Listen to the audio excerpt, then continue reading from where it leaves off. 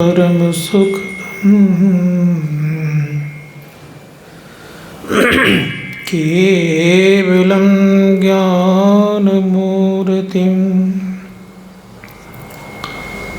द्वन्द्वातीतं गगनसदृशं तत्त्वमस्यादिलक्ष्यम् एकं नित्यं विमलमचलं सर्वधी साक्षिभूतं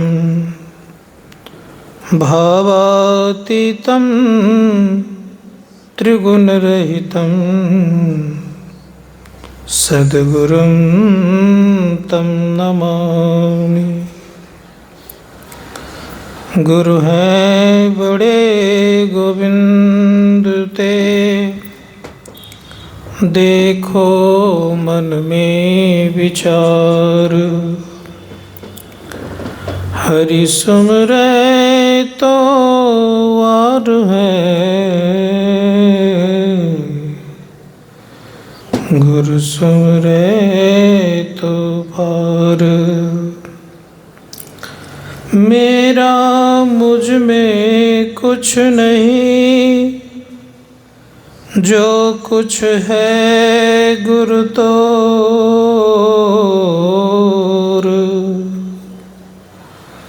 तेरा तुझको सौंपता क्या लागत है मोर। मंगल मूर्ति सतगुरु मिलवे सर्वाधार। मंगल में मंगल करन, बिनवा बारंबार। धन्य धन्य सतगुरु सुखदान, महिमा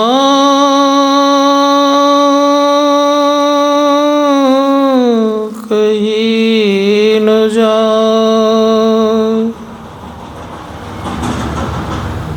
जो कछु कहूँ तुम्हारी कृपा,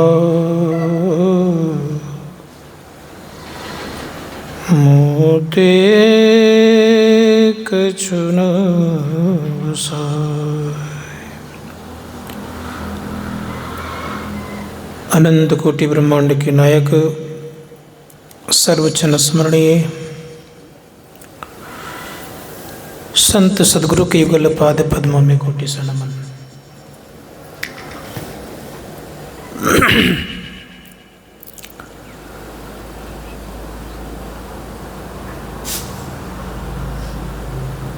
श्री राम नरेश बाबू के समस्त परिवार एवं स्वजन, सम्माननीय समस्त विद्वतजन, समवेत समादरणीय सज्जन, आदरणीय माताओं तथा भक्तिमती बहनों,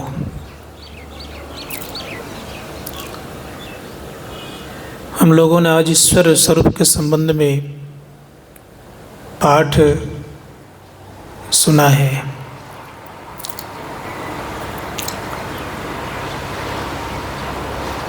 संत मत में ईश्वर संबंधी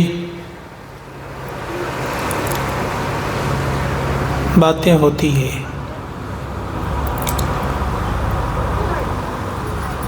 और ईश्वर स्वरूप के संबंध में परम पूज्य गुरुदेव कहते थे,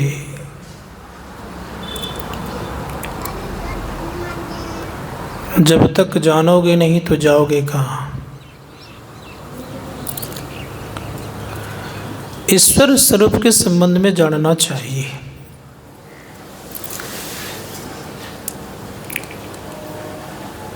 किन्हीं की पूजा करते हैं तो बिना जाने पूजा करना अंधी भक्ति कहलाती है। इसलिए जानिए, जानने से होगा क्या? जानेंगे तो सबसे पहले आपके अंदर में विश्वास होगा।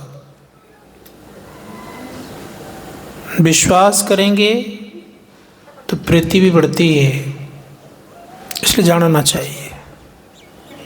जाने बिनु न होई प्रतीति, अब बिनु प्रतीति होई नहीं प्रीति।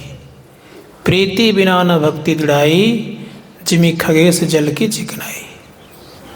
जानने से विश्वास होता है, और विश्वास जब करते हैं लोग तो उससे प्रेम करते हैं विश्वास होने पर। इसीलिए पहले जानिए। क्या जानना है ईश्वर के संबंध में? ऐसे तो प्राय कहते हैं कि ईश्वर जो होते हैं वो सब जगह है, लेकिन कहने मात्र है, मानने को तैयार नहीं है। जितना भय हम लोगों को भूत के प्रति लग जाती है, उतना अगर विश्वास ईश्वर के प्रति हो जाए तो शायद उस व्यक्ति को कोई भूत लगेगी ही नहीं।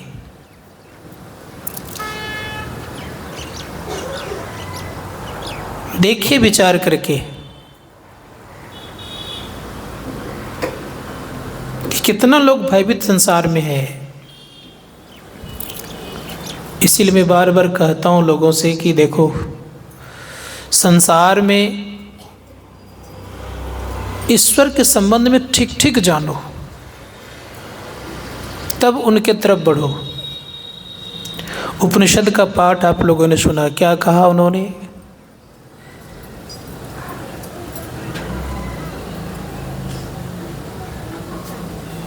इस संसार को बनाने वाला कौन है? का ईश्वर है। इसलिए आपने सुना, ओम युञ्जानः प्रथमं मनस्तत्त्वाय सविता धियं अग्नेर्ज्योतिर्निच्चाय पृथिव्या अद्याभरत। वेद भगवान उपदेश करते हैं कि हे मनुष्यों, जगत प्रसव करता ईश्वर का तत्व ज्ञान प्राप्त करने के लिए पहले बुद्धि योग, जगत का प्रसव किया गया है। प्रसव मतलब उत्पन्न करना। प्रसव करता कौन? तो परमपिता परमात्मा। अब आप एक बात विचार करें कि जगत को बनाने वाला, संसार को बनाने वाला परमात्मा है। हम लोग क्या कहते हैं कि संसार को बनाने वाला ब्रह्मा जी है। सृष्टिकर्ता क्या बोलते हैं हम लोग? ब्रह्मा जी है। लेकिन भगवान वेद क्या कह रहे हैं कि जगत का प्रसव करने वाला कौन है? वह परमपिता परमात्मा।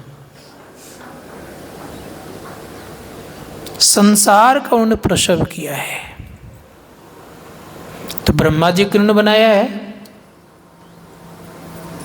उस परमपिता परमात्मा ने।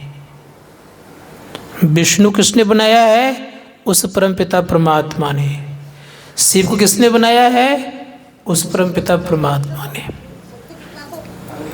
अब सोचनीय विषय यह है कि त्रिदेवों को बनाने वाले वह परमपिता परमात्मा कैसा होगा?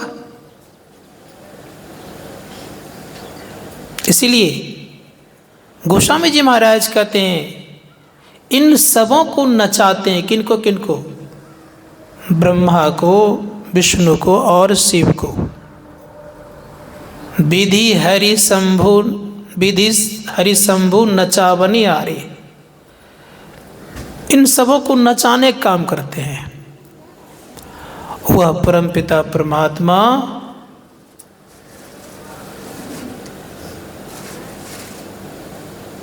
इन सबको नचाने का काम कर रहे हैं। है वो कैसा?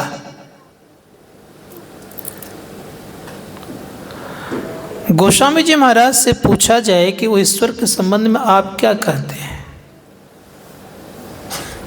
गोस्वामी जी महाराज कहते हैं, अगुण अधव्र गिरा गोतीता, समदर्शी अनवैध अचेता, निर्मल निराकार निर्मोहा, नित्य निरंजन सुख संदोहा,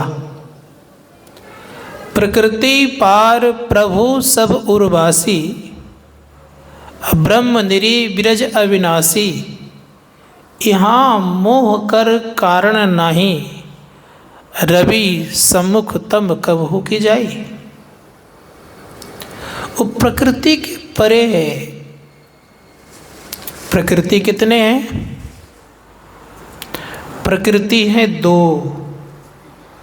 जिस प्रकृति से हम लोग हैं, जो देख रहे हैं, जिसके विषय में कुछ न कुछ जान रहे हैं, इसको हम बोलते हैं जड़ प्रकृति। जिस प्रकृति को हम देख नहीं पाते हैं, उसे हम बोलते हैं चेतन प्रकृति। चेतन को देख रहे हैं, लेकिन जड़ को देख रहे हैं, शरीर को देख रहे हैं, शरीर के भीतर जो चेतन उसको देख रहे हैं, उसको नहीं देख रहे हैं। लेकिन चेतन नहीं रहेगा तो शरीर चलेगा नहीं। इसीलिए गोस्वामी जी महाराज करें कि इन दोनों प्रकृति के पार में, प्रकृति पार प्रभु सब उर्वासी, ब्रह्म निरी विरज अविनाशी। वो ब्रह्म कैसा है? तो कहा वो ब्रह्म इच्छा रहित है, उनके अंदर में कोई इच्छा नहीं है। अविनाशी है, उनका नाश नहीं होता है। जब परमपिता परमात्मा का नाश नहीं होता तो उनके संतान का नाश होगा क्या? अर्थात चेतन का विनाश होता नहीं है। इसीलिए विचारणीय विषय यह है कि जो परमपिता परमात्मा अविनाशी है,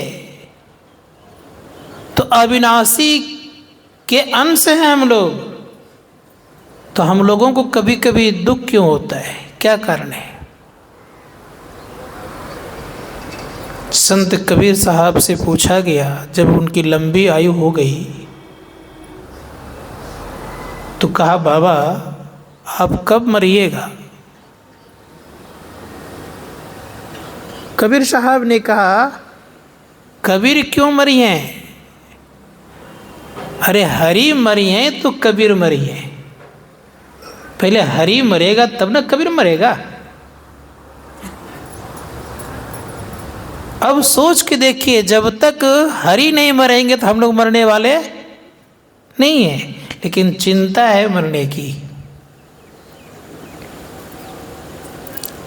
धर्मशास्त्रकार कहते कि विचारणीय विषय यह है कि हम मरते नहीं हैं, परिवर्तन होता है। क्या परिवर्तन होता है? जैसे पुराने कपड़े फट जाने पर उसको उतार देते हैं, उसी प्रकार से शरीर जब जीर्ण शीर्ण हो जाता है तो उसको क्या करता है? उतारा जाता है। लेकिन चेतन और जीवात्मा है ही, वो मरने का नाम नहीं लेते,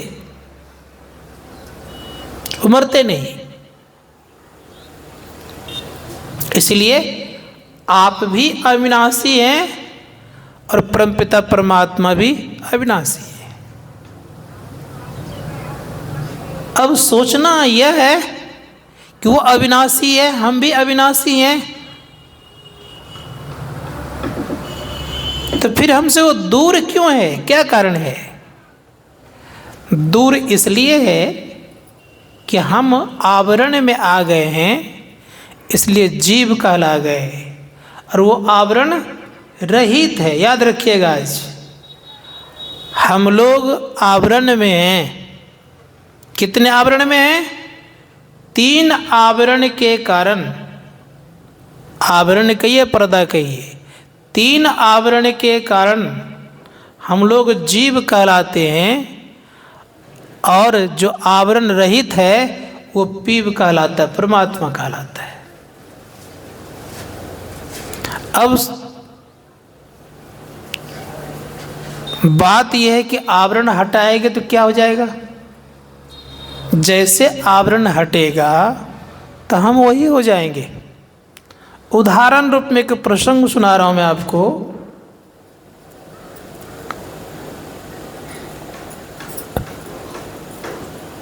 एक गणेश जी का भक्त था।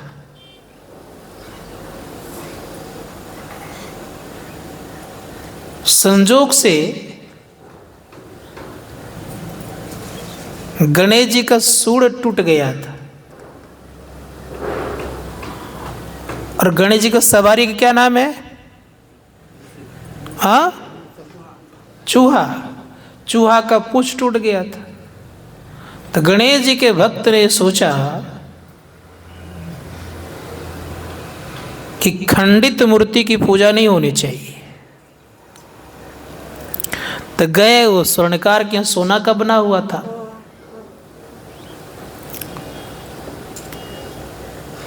तो दोनों को तराजू पर चढ़ाया। तो गणेश जी का वजन कम था और चूहा महाराज का वजन ज्यादा था। तो गणेश जी का दाम कम लगा और चूहा का दाम ज्यादा लगा।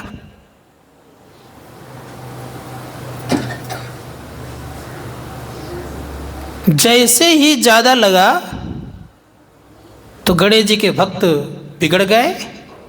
ये क्या नियम है? अरे ये सवारी है और ये मालिक है।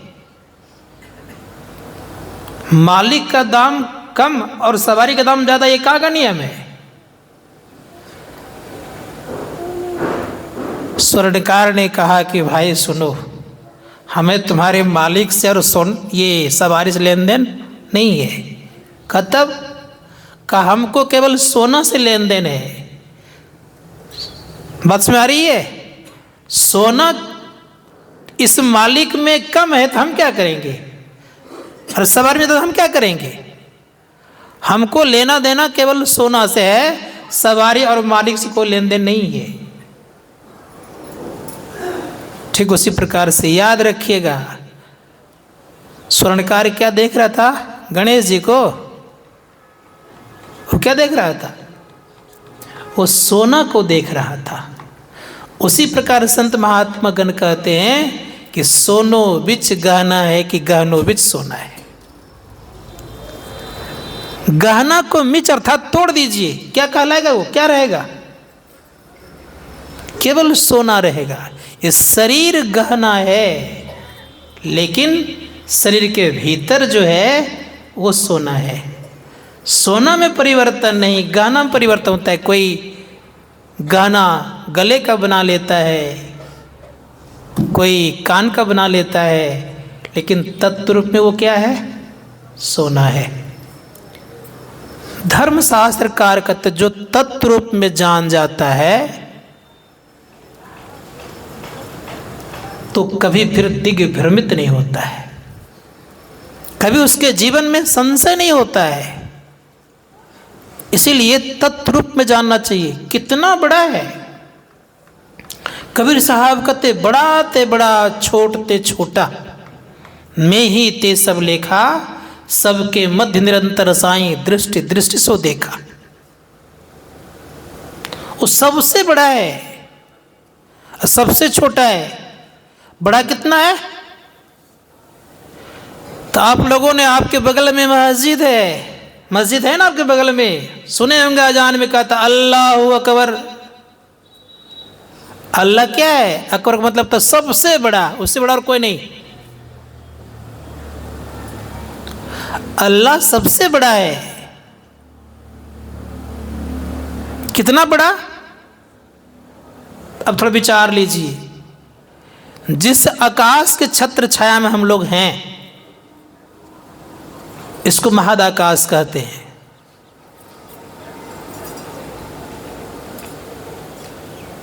इससे कई गुना बड़ा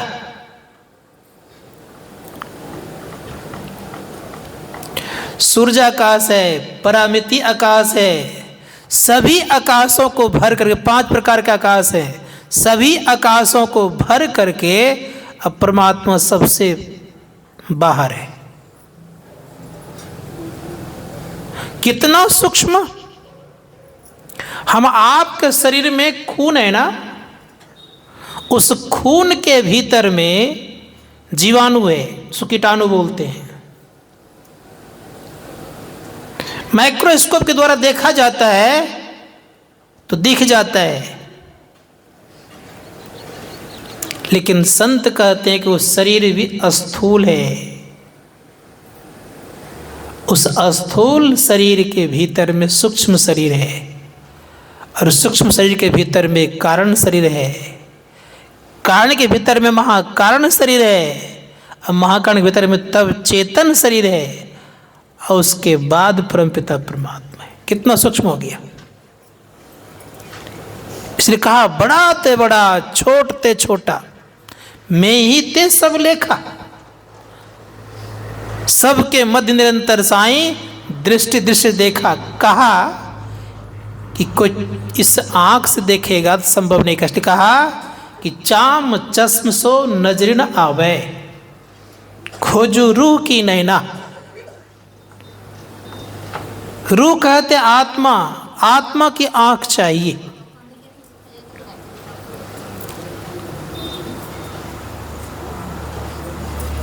एक गुरु शिष्य दोनों गंगा किनारे में कुटिया बना करके रहते थे।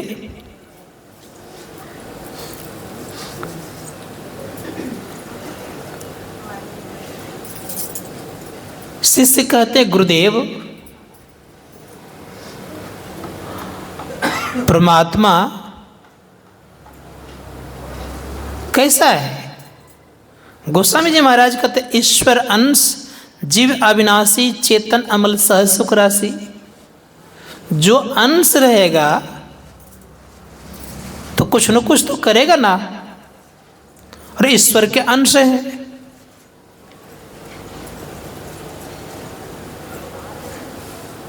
आप देखिए कि ईश्वर ने संसार बनाया है, उसके अंश ने तो कुछ नहीं किया है। गुरु ने सोचा कि ऐसे समझने वाला ये है नहीं। का देखो, मुझे प्यास लगी है, एक कमंडल गंगा जी का जल लेते आओ। कमंडल उठाया और चल दिया।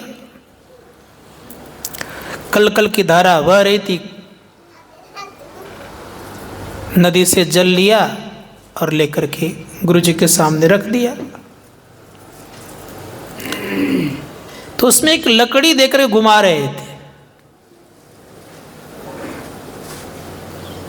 शिष्य ने कहा गुरुदेव, अभी आपने कहा कि प्यास लगी है, पानी पिलाओ, तो गंगा जी का जल ले आया हूं और इसमें लकड़ी दे घुमा रहे हैं।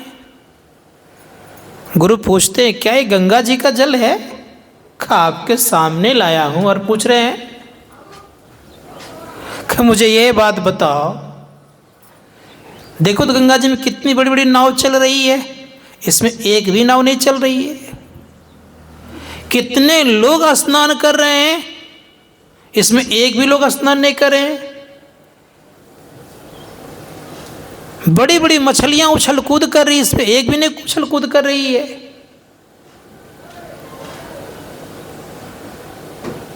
अब तुम ही बताओ, इसको गंगा जल कैसे माना जाएगा?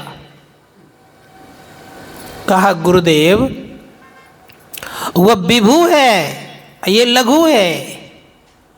कहा वत्स, ठीक उसी प्रकार से परमपिता परमात्मा विभू है और हम आप क्या है? लघु है। लघु अर्थात वो कमंडल का जल जो ही उड़ेल देंगे, क्या कहलाएगा वो? विभू की लघु क्या हो जाएगा वो? फिर वही हो जाएगा, वही ताकत, वही शक्ति। संत महात्मा गणों ने कहा कि ठीक उसी प्रकार से ये जीव के ऊपर जब तक आवरण है तब तक लघु है। जब तक कमंडल के आवरण रहा उस जल में तब तक वो लघु रहा, और जैसे उस कमंडल का जल उड़ेल दिया कहाँ, नदी में, फिर विभू हो गया, अर्थात विशेष हो गया। संत महात्मा गण कहते जीव की वही हालत है, जब तक हम आपके अंदर में आवरण है तब तक तो बड़ा से बड़ा काम नहीं हो सकता। जैसे आवरण हटेगा तो हम वही हो जाएंगे। इसीलिए प्रयास करना चाहिए कि जो ईश्वर सर्वशक्तिमान है, ऑलमाइटी गॉड है, उनको जानने का प्रयास करना चाहिए। कितना है ईश्वर? बाइबल कहता है God is one, God is everywhere. वो एक है और सब जगह है, कहीं तिल मात्र खाली नहीं है। महर्षि में परम जी महाराज क्या कहते हैं? प्रभु अकथ अनाम अनामय स्वामी गोगुण प्रकृति परे। वो अकथ है, अनामय है, उसका कोई नाम नहीं है। हम लोगों ने जो नाम सुन करके रखा है कि भगवान का नाम राम है, कृष्ण है, अगर राम कृष्ण नाम होता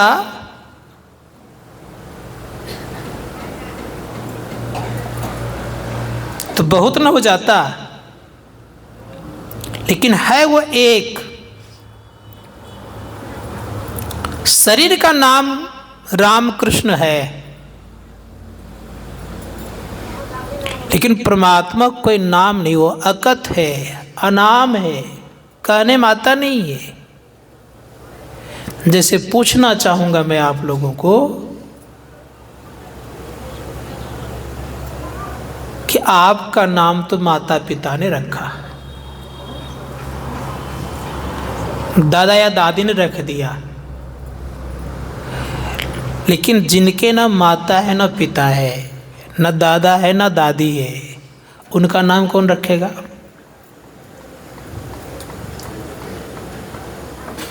कोई रख पाएगा? उसमें भी रखा है आपका नाम, तो किसका? देह का नाम रखा है, आपका तो नहीं ना।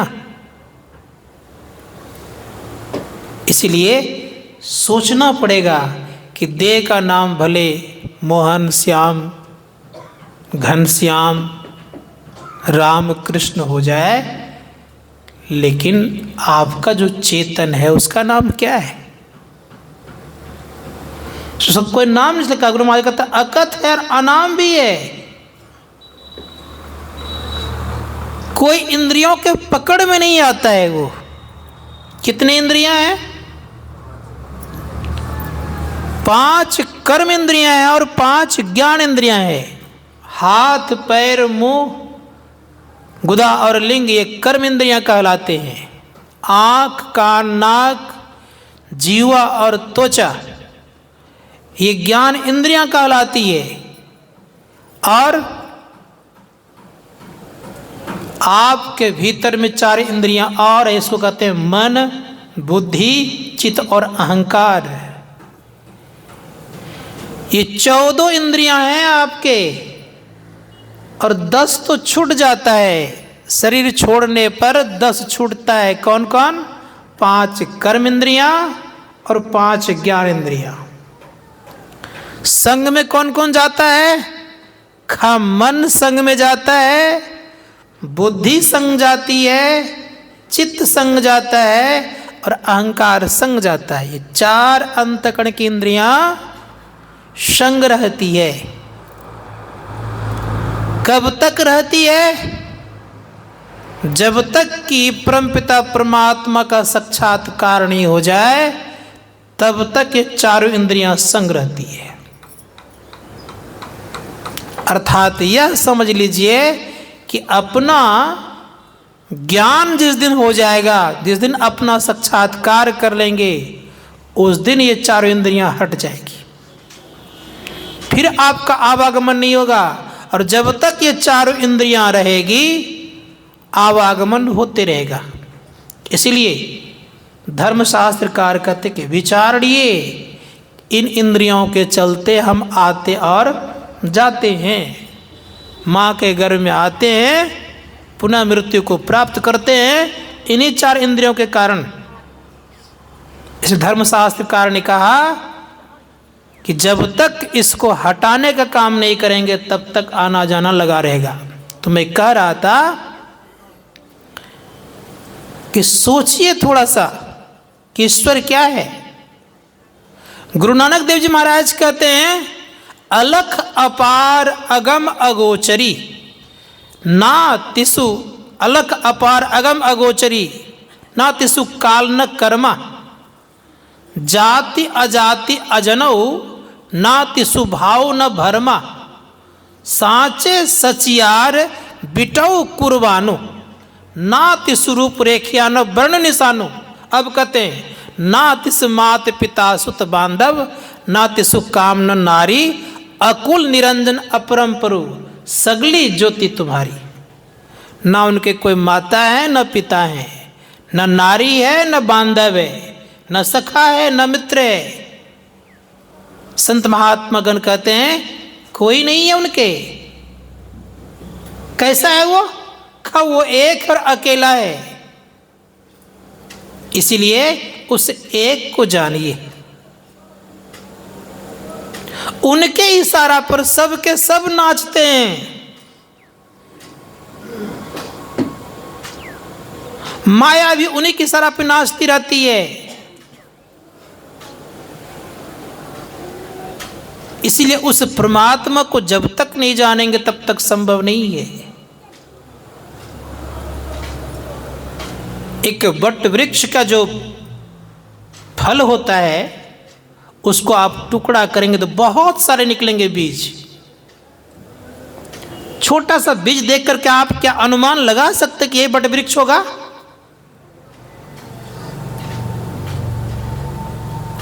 लेकिन विशाल वट वृक्ष है, किसमें छिपा हुआ? उस छोटे से बीज में। उसी प्रकार संत महात्मा गण कहते हैं कि आप उसी विशाल वट वृक्ष के अंश हैं। परमात्मा रूपी वट वृक्ष के आप अंश हैं। विचार लीजिए थोड़ा सा। संपूर्ण सृष्टिकर्ता के आप अंश हैं।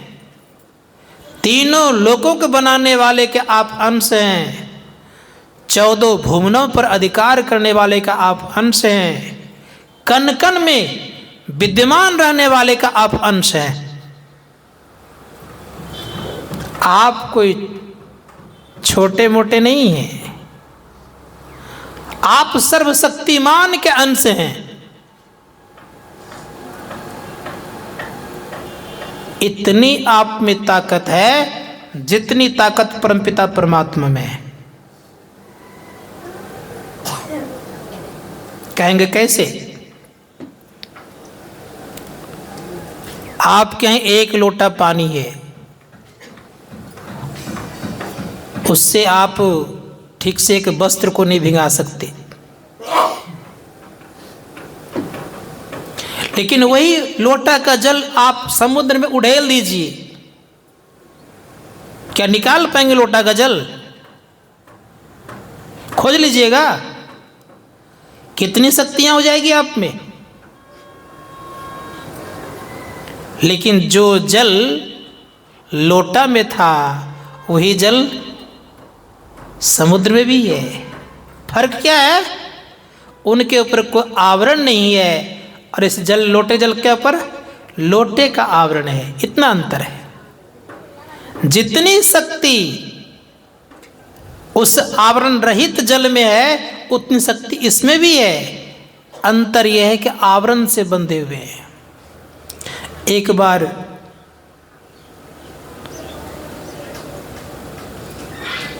समुद्र का मेढक संजोग से कुआं में आके गिर गया। तो कुआं के मेढक ने कहा कि कहाँ से आए हो? कहा समुद्र से आया हूँ। कितना बड़ा समुद्र है? उन्हें छलांग लगाया थोड़ा सा। कहा इतना बड़ा? कहा नहीं भाई, बहुत बड़ा है। कहा कितना बड़ा है? और थोड़ा बड़ा लगाया छलांग। कहा इतना बड़ा? कहा नहीं भाई, बहुत बड़ा है।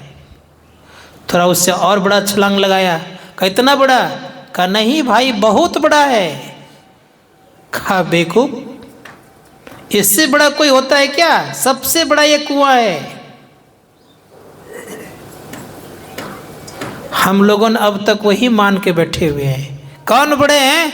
तो सबसे मेरा बड़ा भगवान है, दूसरा कोई नहीं है। और ये जब तक भावना रहेगी तब तक हम सर्वशक्ति महान को नहीं जान सकते। सबसे बड़े हैं वो, उनसे बड़ा कोई है ही नहीं। वेद कहता है एकम द्वितीयो नास्ति, मैं एक हूं, दूसरा कोई नहीं। मेरे बनाए सब कुछ है। इसीलिए आपने सुना होगा एकम सद्विप्रा बहुधा वदंती, वो एक है, लेकिन उनकी इच्छा हुई कि मैं अनेक हो जाऊं, हो गए।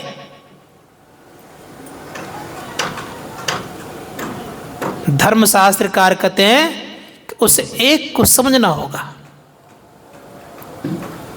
और जब तक उस एक को नहीं समझिएगा तब तक मुश्किल है कि हम आपका जीवन सार्थक होगा। उसी एक को समझने के लिए हम लोगों को संसार में परमपिता परमात्मा ने भेजा है।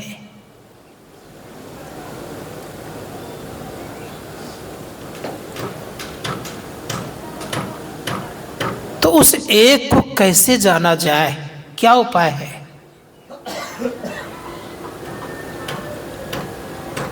कहां जाकर के जाना जाए? संत कबीर कहते कि मोको कहां ढूंढे बंदे, मैं तो तेरे पास में। ना मैं देवल ना मैं महजित, ना कावे कैलाश में, ना तो कोनो क्रियाक्रम में, ना जोग वैराग में। खोजी हो तो तुरंत ही मिलिया, पल भर की तलाश में। कहे कबीर सुनो भाई साधु, सब श्वासों के श्वास में। कहाँ है वो? गुरुदेव कहते निज तन में खोज सज्जन, बाहर न खोजना, अपने ही घट में हरि अपने में खोजना। ब्रह्म के संबंध में भगवान राम पूछते महर्षि वशिष्ठ से कि हे प्रभु, गुरुदेव मुझे एक बात बताए कि वह ब्रह्म कैसा है। जो ही बातचीत कर रहे थे भगवान राम चुप हो गए। महर्षि वशिष्ठ बार बार पूछते हैं कि गुरुदेव ब्रह्म कैसा है, कोई उत्तर नहीं दे रहे हैं। तब कहते गुरुदेव क्या मेरे प्रश्नों से आप नाराज तो नहीं हो गए? अब महर्षि वशिष्ठ कहते हे राम, जब से कह रहे हो मैं तब से तुझे उत्तर दे रहा हूं। कहा गुरुदेव चुप हैं और कह रहे हैं कि आप उत्तर दे रहा हूं। महर्षि वशिष्ठ कहते हे राम, ब्रह्म का विषय वाणी नहीं है, वाणी से उसमें कुछ नहीं कह सकते, वाणी की वहां तक पहुंच नहीं है, इसलिए वाणी कुछ कहने में सक्षम नहीं है। मन उसके संबंध में कुछ सोच नहीं सकता, बुद्धि तर्क वितर्क नहीं कर सकती, अहंकार का कोई दम नहीं है कि उसके पास या कुछ कह दे। इसलिए धर्मशास्त्रकार कहते हैं उस ब्रह्म को जानिए। वाल्मीकि मुनि के जब आश्रम में भगवान राम गए तो भगवान राम ने जिज्ञासा की, कहा मुझे 14 वर्षों तक वन में रहना है, पिता के आज्ञा के अनुकूल, मुझे कुछ उचित स्थान बताइए रहने के लिए। वाल्मीकि जी की दृष्टि कैसी है? वाल्मीकि जी कहते पूछो मोहि किराहू कहाँ, मैं पूछत सकुचाऊं, जहां न हुई तहां दे कही तुम ही दिखाऊं ठाऊं। हे राम, तुम कहाँ नहीं हो वो स्थान मुझे बताइए, मैं आपको बताऊंगा कहाँ रहना है। पहले मुझे तो ये बताइए कि आप कहाँ नहीं है। जर्रे जर्रे में है भगवान, आंख वाला कोई पहचान, जर्रे जर्रे में है। तिल मात्र खाली नहीं है, कोई आंख वाला ही पहचानता है। इसलिए सोचना होगा कि जो सब जगह है उनके संबंध में क्या हम लोग कर सकते हैं, कैसे प्राप्त करें हम। मूर्ति में भगवान है, मूर्ति भगवान नहीं है। बात समझ आ रही है?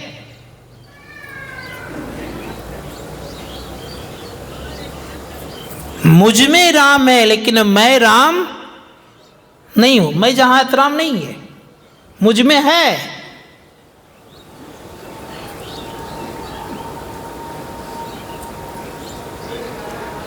इसीलिए उस राम को जानना होगा। वाल्मीकि जी, राम स्वरूप तुम्हार वचन अगोचर बुद्धि पर, अविगत अकथ अपार, नेति नेति नित निगम कह, निरुपम न उपमा, राम समान राम निगम कहे। का उपमा में आने योग्य नहीं है वो। राम के समान केवल राम ही है, उस ब्रह्म के समान केवल ब्रह्म ही है, दूसरा कोई नहीं है। उसी ब्रह्म को जिस दिन हम लोग जान लीजिएगा तो पहले उनको नहीं जानिएगा, तब पहले अपने आप को जानिएगा, तब उनको जानिएगा। जब तक अपना मुलाकात नहीं तब तक ब्रह्म का मुलाकात नहीं है। अपने दर्शन से ब्रह्म का दर्शन होता है। इसीलिए कहा गया है खुद को जानो तो खुदा को जानोगे, और खुद को नहीं जानोगे तो खुदा को जानना मुश्किल है। इसलिए खुदा को जानने के लिए पहले खुद को जानिए। कैसे जाना जाएगा, क्या उपाय है? इसको प्रक्रिया है। तो संत कहते हैं हाँ प्रक्रिया है। कहा क्या प्रक्रिया है? तभी आपने सुना, जिमी दूध के मथन से निकसत है घी जतन से, तिमी ध्यान के लगन से पार ब्रह्म ने हराए लेने आ रहा है। कहा जिस प्रकार से हम लोग दूध को क्या करते हैं, औटते हैं, फिर दही का जामन देते हैं, दही जमाते हैं, फिर जमता है, बिलोते हैं अर्थात मथते हैं, मक्खन निकलता है। अब मक्खन को जब लगाते हैं, ताप अर्थात अग्नि लगाते हैं, उससे घी निकलता है। ठीक उसी प्रकार से याद रखिएगा, इस शरीर में जब आप ढूंढेंगे ना, तो ढूंढने की कला क्या है? ऋषियों ने कहा ढूंढने कला ये है कि आप इसको ध्यान रूपी भट्ठी पर चढ़ाइए। लेकिन कहेंगे आप कि महाराज बात ये है कि बैठता हूं ध्यान करने तो ध्यान में मन नहीं लगता है। तो एक बार दो बहन चीटी थी, एक का रहना होता था, एक चीटी रहती थी पहाड़ नमक के पहाड़ पर, और एक चीटी रहती थी मिस्री के पहाड़ पर। तो मिस्री पर की जो चीटी तो खा पी करके मोटी हो गई थी, और जो नमक पर थी वो तो दुबली पतली हो गई थी। तो संजोग से मिस्री वाली चीटी गई थी नमक के पहाड़ वाली के पास। तो देखा तो कहा बहन बहुत दुखी हो तुम, बहुत कष्ट है तुमको, इतनी पतली दुबली हो गई, कैसे रहोगे तुम? ठीक से तुम खाती पीती नहीं हो। तो नमक वाली पहाड़ वाली चीटी कहती है कि बहन क्या बताऊं, सब कुछ नमकीन ही लगता है, कुछ खाने की इच्छा होती ही नहीं है। का एक काम कर, चल मेरे साथ। कहा हाँ ठीक चलो। तो चलने लग गई। तो क्या कि उसने एक नमक का ढेला मुंह में ले ली और चली। जब वहां गई तो कहा बहन खूब खाओ, इतना खाओ कि जल्दी तुम मोटा जाओ। अब जैसे खाना चाहिए तो नमकीन लग रहा था। कहा कि बहन तुम्हारा पहाड़ का भी तो वही हाल, नमक ही लगता है। पहाड़ वाली नमक वो मिस्री वाली चीटी कहती है कि बहन सुनो, तुम आई हो पहले कुल्ला आचमन करो,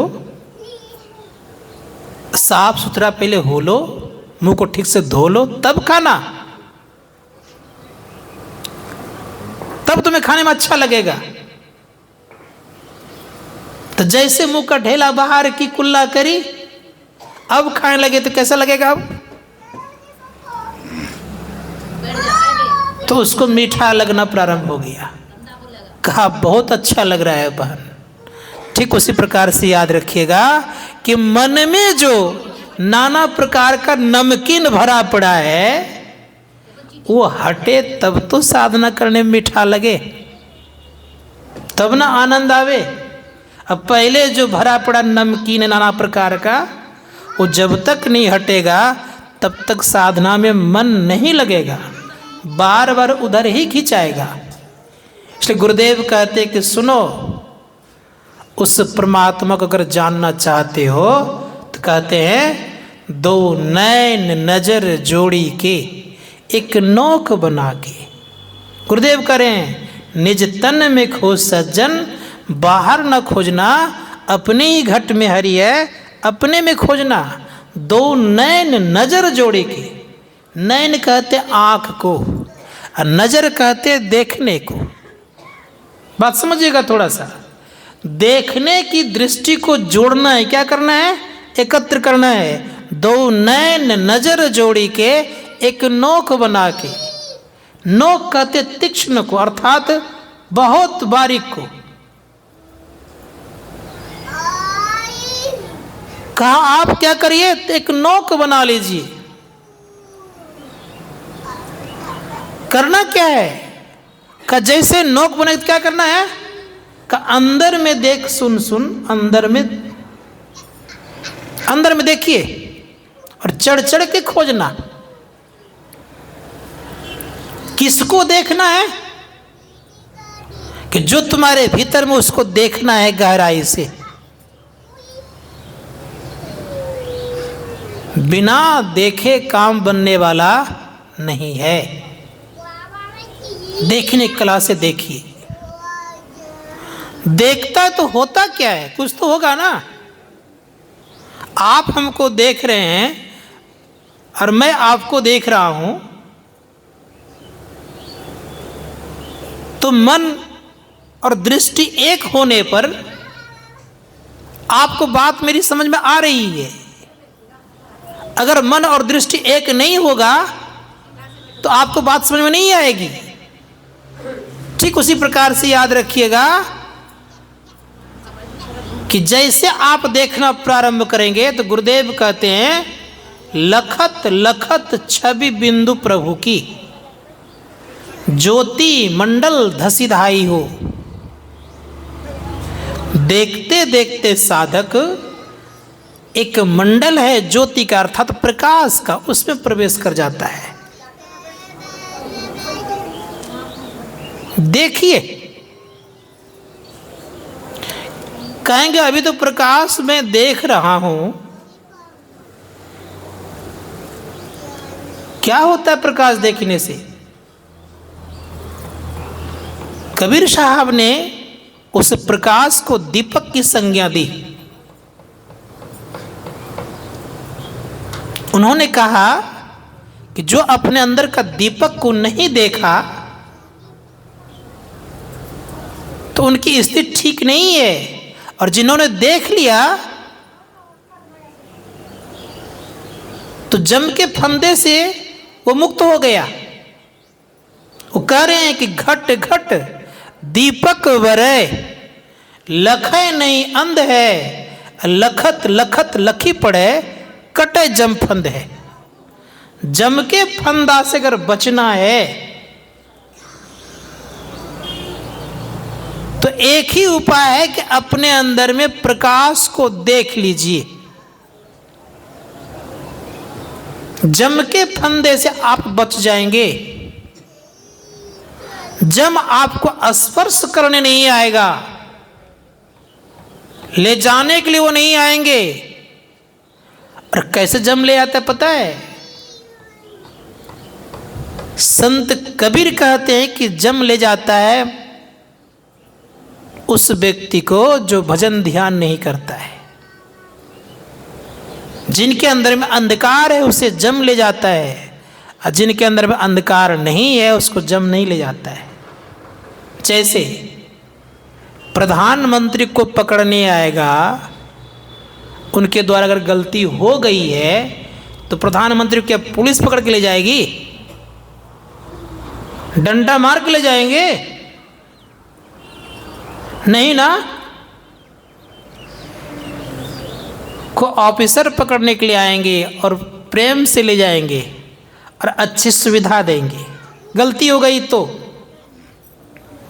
उसी प्रकार से आपके अंदर प्रकाश का दर्शन हो गया, शरीर छूट गया, आप आगे नहीं कुछ कर पाए, तो जमदूत लेने नहीं आएगा, जम लेने नहीं आएगा। आदर्श उसके राजा आएंगे, जमराज कहेंगे चलिए, प्रेम से कहेंगे, प्यार से कहेंगे चलिए। अगर आपने भजन नहीं किया, प्रकाश मंडल अपनी स्थिति नहीं बनाए, तो कह रहे मुंगरिन मारी प्राण निकासत।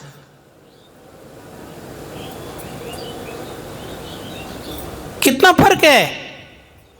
इसीलिए मैंने कल कहा था कि जीवन में बहुत जरूरी है अपने आप को जानना, शिक्षा प्राप्त करना। शिक्षा प्राप्त करेंगे तो यहाँ के सरकार से ठीक से आप जीवन यापन कर लेंगे, और कहीं अगर भीतर की शिक्षा प्राप्त होगी तो वहाँ के सरकार से भी आप एक अच्छी व्यवस्था करा लेंगे। यहाँ के सरकार को भले कोई दरकार नहीं हो, लेकिन वहाँ के सरकार में आप सजावार जरूर होंगे अगर भजन ध्यान नहीं करते हैं तो। इसलिए प्रयास कीजिए कि हम भजन ध्यान करें। तो मैं कह रहा था कि ये अंतर है, प्रकाश में रहने वाले व्यक्ति को जम लेकर के नहीं जाता, वो नरक में नहीं पड़ते। इसीलिए प्रकाश खोज कीजिए। हमारे गुरुदेव कहते हैं खोज करो अंतर उजियारी, दृष्टिवान कोई देखा है। गुरु भेदी का चरण सेव कर, भेद भक्त पा लेता है। निस्दिन सुरत अदर पर कर कर अंधकार फट जाता है। पीली नीली लाल सफेदी स्याही सन्मुख आता है। छट छट छट छट बिजली छटके भोर का तार दिखाता है। आपके अंदर में पंच तत्वों का रंग भी है, उसकी मुलाकात की आपने, उसका दर्शन किया आपने। क्या कर रहा है? पीली नीली लाल सफेदी स्याही सन्मुख आता है। पीला रंग है जल का, पीला रंग है मिट्टी का, जल का रंग है लाल, अग्नि का रंग है काला, हवा का रंग है हरा और आकाश का रंग है सफेद अर्थात उजला। इन पंच तत्वों का रंग जब आप देखेंगे तो बिजली छटकेगी अपने अंदर में। छट छट छट छट बिजली छटके, परिणाम क्या होगा आगे? करे भोर का तार दिखाता है। भोर का तार दिखेगा, उस तारा पर ठहरेंगे तो क्या होगा? तो संत पटुदास जी महाराज कहते हैं, उस तारा को लोग बिंदु भी कहते हैं। तो उन्होंने कहा बिंदु में तहा नाद बोले रैन दिवस सुहावनम।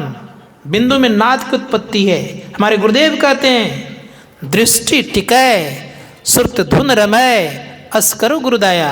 दृष्टि टिकती है, ध्वनि होती है। उसी ध्वनि का ध्यान किया था वाल्मीकि ने कि ब्रह्म के समान हो गए। उसी क्या कहते उल्टा नाम। ऐसा नहीं समझिएगा कि वाल्मीकि जी मरा मरा जपते थे, ये भूल जाइएगा।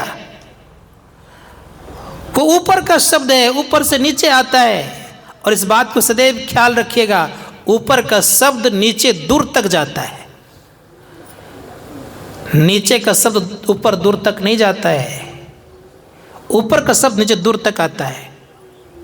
इसलिए वो परमपिता परमात्मा का शब्द अंधकार में भी है और प्रकाश में भी है और शब्द में भी है। इस धर्मशास्त्रकार कहते हैं कि जब दृष्टि टिकेगी तब जब ध्वनि पकड़ेंगे तो ऊपर की तरफ चलेंगे। उसी नाम को उल्टा नाम बोलते हैं। ये नाम जो हम लोग लेते हैं राम राम, ये सुल्टा नाम है। ये परा है, परा, पश्यंती, मध्यमा और वैखरी।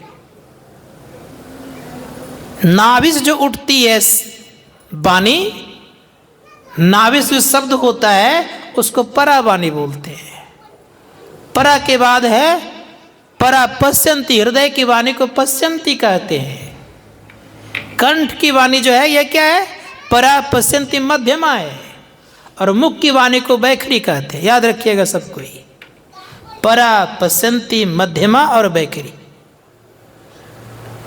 ये वर्णात्मक होते। वर्णात्मक अर्थात वर्णात्मक हत धुन नहीं हुई। वो परमपिता परमात्मा क्या है, का परा न पश्यंती मध्यमा न वैखरी, वर्णात्मक हत धुन नहीं हुई। वो परमपिता परमात्मा इस वर्णात्मक नाम के अंतर्गत नहीं आते। कौन सा नाम, का ऊपर वाला नाम, उसको ध्वन्यात्मक नाम बोलते हैं। हमारे गुरुदेव कहते ध्वन्यात्मक ध्याना, जो जन करई सदाई, तासु ताप सब मिटे, मुक्ति दिशा को जाई संगम पर संध्या कुंड भाई। का ध्वन्यात्मक ध्यान है वो। गायत्री का ध्यान करना ऊपर के नीचे का शब्द है। ये मत समझिएगा कि ये है ओम भूर्भुवस्व तत्सवितुर्वरेण्यम भर्गो देवस्य धीमहि धियो यो न प्रचोदयात, इसी गायत्री का आगे सो बात नहीं है। गायत्री क्या है, तो धर्मशास्त्रकार कहते गायत्री है परमपिता परमात्मा की मुख्य वाणी, उसे संसार की सृष्टि हुई है। इसलिए गुरुदेव ने कहा गायत्री ध्वन्यात्मक ध्याना, जो जन करई सदाई, तासु ताप सब मिटे, मुक्ति दिशा को जाई संगम पर संध्या कुंड भाई। 3 प्रकार के ताप हैं। कौन कौन, दैहिक ताप, भौतिक ताप और दैविक ताप। इन 3 तापों से मुक्त हो जाएंगे जब वो ध्यान करेंगे तब। इसलिए गुरुदेव कहते हैं उस ध्यान की विशेषता क्या है। तो चरणदास जी महाराज कहते हैं कि जब से अनहद घोर सुनी, इंद्री थकित गलित मन हुआ, आशा सकल भुनी। ठोकर से जब कोई शब्द उत्पन्न होता है उसको आहत वाणी बोलते हैं। आहत के बाद अनहद है, फिर अनाहत है। हमारे गुरुदेव ने कहा अनहद अनाहत परसावे सतपथ, जहां पहुंची पुनि भव नहीं हुई। इस संसार में आपका आना नहीं होगा। इसलिए प्रयास किए जीवन में कि उस अनहद और अनाहत को हम जाने। तो जो उस अनहद अनाहत को जानते हैं तो धर्मशास्त्र का तो उनका जीवन सार्थक होता है। कोशिश कीजिए। और क्या होगा, का अनहद शब्दों से जीवन आपका सार्थक होता है। जो कोई साधक अनहद सुनते हैं तो कहते हैं कि अनहद सुनने वाले का ध्यान लग जाता है। चरणदास जी महाराज ने कहा कि ध्यानी को ऐसा चाहिए, वे सुने अनहद, आप अनाहत होइए, वासना सब भुने। सारी वासनाएं चली जाएगी। परिणाम क्या होगा, तो कह रहे हैं कि जिनके जीवन में कोई वासना नहीं है वो सबसे सुखी है, और जहां वासना है वो कोई क्यों न रहे वो दुखी है। और वासना विहीन जिंदगी को जगा हुआ कहा जाता है। गोस्वामी जी महाराज ने कहा जानिए जीव तब ही जग जागा, जब सब विषय विलास विरागा। उसके अंदर कोई विषय नहीं है और वो जगे हुए व्यक्ति कहलाते हैं। अभी हम लोग सब के सब क्या सोए एक जगह हैं, क्या कहेंगे आप लोग, विचारिए। और संत कहते हैं कि जगना है, इसलिए उपनिषदकार ने भी कहा कि जगिए। उत्तिष्ठत जागृत प्राप प्राणी बोधत क्षुरस्धरा निस्ता दुरत्या दुर्गम पथस्तत कवियो बदंती। अरे अविद्याग्रस्त लोग उठो, जागो, श्रेष्ठ पुरुषों समीप में जाओ और उनसे जिज्ञासा करो कि परमात्मा की प्राप्ति कैसे होगी, तत्व ज्ञान का बोध कैसे होगा। और जब तक ऐसी स्थिति नहीं आएगी तो धर्मशास्त्रकार कहते कि जीवन आपका सार्थक नहीं है। तो कैसे जगेंगे? कि जब वासनाएं चली जाए तब। तो मैं कह रहा था कि ध्यान कीजिए। गुरुदेव कहते हैं कि जैसे आप ध्वन्यात्मक शब्द को पकड़ेंगे तो क्या है, तो गुरुदेव ने कहा पहले, उसके पहले कहते हैं तिल द्वार तक के सीधे सुरत को खींचला, अनहद धुनों को सुन चढ़ चढ़ के खोजना। तिल द्वार तक को क्या करना चाहिए? सुरत को खींच करके ले चलिए। तिल द्वार कह लीजिए, बिंदु द्वार कह लीजिए, श्याम कंज लीलागिरी कह लीजिए, तिल प्रमाण कह लीजिए, आज्ञा चक्र कह लीजिए, बहुत सारा नाम दिया गया है। जो वहां ठहरता है तो क्या मिलता है? तो संत तुलसी साहब कहते हैं कि श्रुति ठरानी रहे आकाशा, तिल खिड़की में निस दिन बासा, गगन द्वार दिसे एक तारा, अनहद नाद सुने झनकारा। उनके अंदर में अनहद ध्वनि मिलेगी। धर्मशास्त्रकार कहते हैं कि जो अनहद ध्वनि को सुनेंगे उन्हीं का ध्यान बनता है और वही चढ़ता है।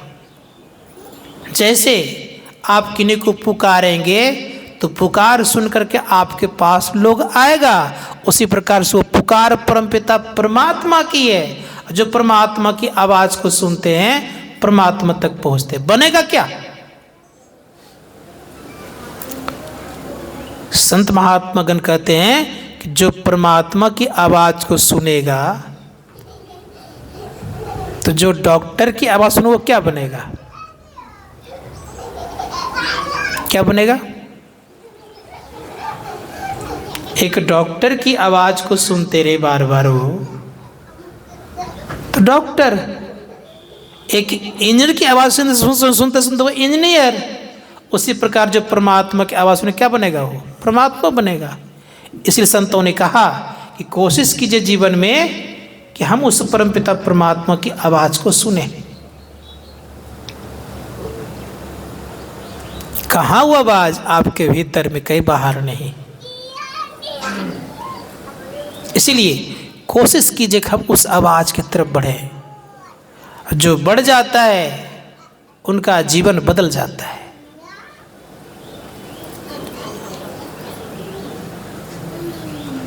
संत गुलाल साहब ने कहा है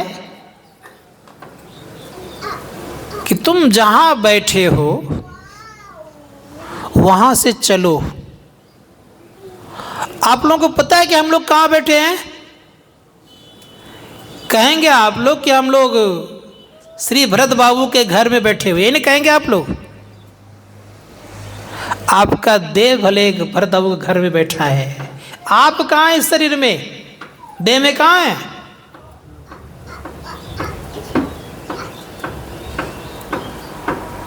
उपनिषदकार कहते कि बिंदु मध्य जीवात्मा सूक्ष्म रूपेण वर्तते। आप बिंदु के मध्य में हैं,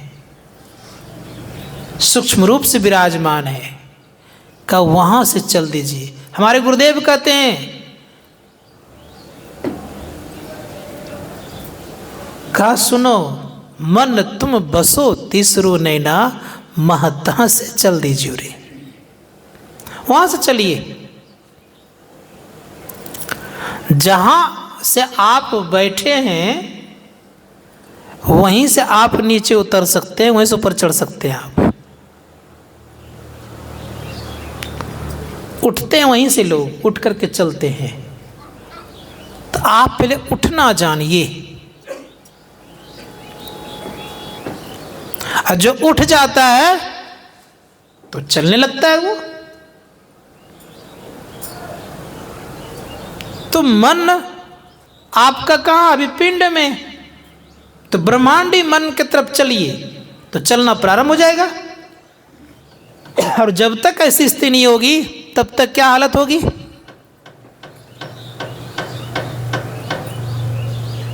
तो एक बात याद रखिएगा, अगर कहीं मन संसार में डूबा रह गया, आगे नहीं बढ़ पाया, भजन आपने नहीं किया, तो परिणाम क्या होगा? का अन्य योनियों में जाना पड़ जाएगा आपको। क्या होगा परिणाम? दुख भोगेंगे। दुख से मुक्त होना अगर चाहते हैं तो भजन करिए। संत कबीर ने कहा कि जो भजन नहीं करता है उसकी जिंदगी कैसी होती है? तो कबीर साहब कहते हैं कि भाई सुनो,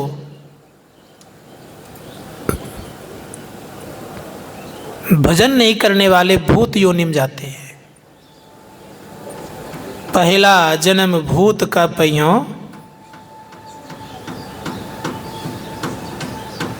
भूत का पाते हैं, 7 जन्म पछतइयों। एक जन्म की बात नहीं है।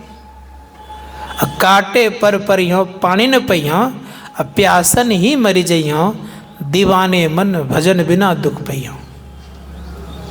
अब सोचिए कि भजन जो नहीं करेगा तो क्या बनेगा? वो भूत जाए, भूत योनि में जाएंगे। कितना बार जन्म लेंगे एक बार बनेंगे तो? कबीर साहब कहते 7 बार कम से भूत बनेंगे। कितना बार? अब पुराणों में वर्णन आया है कि एक भूत की आयु कम से 10,000 वर्ष है, और 7 बार बनेंगे लगातार। कितने हो गए? 10 सते 70,000 वर्ष तक भूत बनना अगर पसंद हो तो भगवान का भजन नहीं करिए। मैं कहता हूं नहीं करने के लिए, अगर ये पसंद हो तो। करता क्या है? भूत बनता है तो प्यास से तड़पते रहता है। इसलिए आपने सुना होगा कबीर साहब कहते, कांटे पर पानी न पइए, प्यासन ही मरी जाइए, दीवाने मन भजन बिना दुख पाइए। मतलब समझ रहे हैं? कांटे पर जो पानी होता है ना, कितना ठहरता है पानी? 1 लीटर, 1 ठहर जाता है तो कितना? उतना भी पानी जाने के अंदर में रास्ता नहीं होता है। इसलिए सुने होंगे आप लोगों ने, किसी को अगर भूत पकड़ता है क्या मांगता पहले? क्या मांगता पहले? पहले लोग कहते पानी मुझे पिलाओ। क्यों? प्यास से तड़पते रहता है, शरीर लंबा होता है, गला बहुत पतला होता है। ये पुराना वर्णन दिया है। इसलिए मैं कहना चाहूंगा कि कोशिश कीजिए यह कि हम भूत योनि में नहीं जाएं, भजन करिए। मन को, पिंडी मन को ब्रह्मांडी मन की तरफ ले चलिए, अंधकार से प्रकाश की तरफ बढ़िए, अज्ञानता से ज्ञानता अर्थात ज्ञान की तरफ बढ़िए।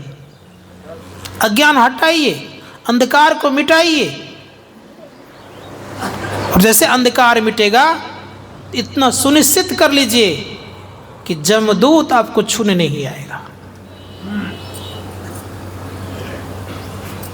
अब आगे क्या है? तो धर्मशास्त्रकार कहते हैं जैसे आप ध्वन्यात्मक ध्यान करते हैं तो ध्वन्यात्मक ध्यान 2 तरह के होते हैं। थोड़ा कठिन विषय ले लिया हूँ आज का, कि प्रसंग ऐसा था। तो 2 तरह के होते हैं, एक होता है जड़ात्मक मंडल के शब्द और दूसरे होते हैं चेतन मंडल के शब्द। तो चेतन मंडल का शब्द सुनने से वो जैसा है वैसा ही बनता है। उसको कौन सुनेगा? तो केवल जीव सुनता है। जीव के अंदर में कुछ भी नहीं रहता है तब सुनता है। मन नहीं रहता है, बुद्धि नहीं रहती है, चित्त नहीं रहता, अहंकार नहीं रहता है। ये चारों नहीं रहने पर जीव को परमपिता परमात्मा की आवाज़ सुनाई पड़ती है, अपना पहचान करते हैं और परमात्मा की पहचान करते हैं। जिस वक्त ये सुनते हैं उसी समय चारों इंद्रियां समष्टि रूप में जाके विलय होती है, अपना पहचान, परमात्मा की पहचान, फिर आप दुख में नहीं पड़ेंगे। ये दर्शन का फल, जैसे दर्शन हुआ आप वही बन गए। इधर कितनों का दर्शन कर लीजिए आप, वो नहीं बन सकते। राम का दर्शन बहुतों ने किया, राम बन गया सब? नहीं ना बना। कृष्ण का दर्शन पांचों भाई पांडवों ने किया, यहां तक कौरवों ने किया, बहुतों ने किया होगा, बहुत सारे यदुवंशियों ने किया, कहाँ बन गए उस तरह से। लेकिन जब ये दर्शन करें तो वही बन जाएंगे। इसलिए गोस्वामी जी महाराज कहते हैं जानत तुम ही हो जाई, उस परमात्मा को जानने पर आप वही हो जाएंगे। तो प्रयास कीजिए हम लोग जीवन में उस परमपिता परमात्मा को हम जाने, और उसको जानने के लिए संतों ने कहा कि कहीं बाहर जाने की जरूरत नहीं है। इसलिए कोशिश की जीवन में कि हम अंदर की यात्रा करें, और तब असली भक्ति कहलाएगी। इसलिए गुरुदेव ने कहा असली भक्ति के तरफ बढ़ोगे तो निज का ज्ञान होगा, और निज का ज्ञान होगा तो दुख और द्वंद्व सब मिट जाएगा, परम कल्याण को प्राप्त करेंगे। ये थोड़ा सेवा में कहा। बोलिए प्रेम से श्री सद्गुरु महाराज की जय।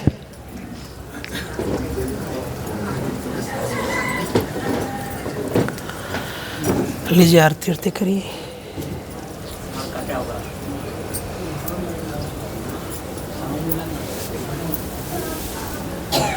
भजन गाइए। कहा गया जी।